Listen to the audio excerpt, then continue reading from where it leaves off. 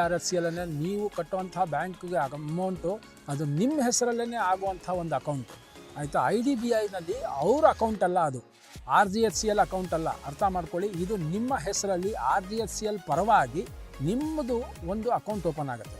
ಆ ಜಾಗದಲ್ಲಿ ಹೋಗಿ ನೀವು 50,000 ಕಟ್ಟಿರ್ತೀರ, ನಿಮ್ಮ ಅಮೌಂಟ್ ಯಾವತ್ತಿದ್ರೂ ಸೇಫೆ. ಇದರಲ್ಲಿ ನಾನು ಒಂದು ಭಾಳ ಇಂಪಾರ್ಟೆಂಟ್ ವಿಚಾರ ಹೇಳೋದಕ್ಕೆ ಇಷ್ಟಪಡ್ತೀನಿ. ಇನ್ ಕೇಸ್ ನೋಡಿ, ಅಕಸ್ಮಾತ್ ನೀವು ಅಮೌಂಟ್ ಕಟ್ಟಿದ ನಂತರ ಇನ್ ಫ್ಯೂಚರ್ ನಿಮಗೆ ಬೇಡ, ಅಮೌಂಟ್ ಆಗ್ತಾ ಇಲ್ಲ, ಏನೋ ಒಂದು ಕಾರಣಾಂತರಗಳಿಂದ ನಿಮ್ಮ ಪರ್ಸನಲ್ ಪ್ರಾಬ್ಲಮ್ಸಿಂದ ನೀವು ಬೇಡ ಅಂತ ಅಂದಾಗ ಮನೇನ ಬುಕ್ ಮಾಡದೆ ನೀವು ಕ್ಯಾನ್ಸಲೇಷನ್ ಮಾಡಿದ್ರೆ ನಿಮ್ಗೆ ಯಾವುದೇ ಥರದ ಅಮೌಂಟಲ್ಲಿ ಕಡಿತ ಆಗದೇನೆ ನಿಮ್ಮ ಅಮೌಂಟು ವಾಪಸ್ ಬರುತ್ತೆ.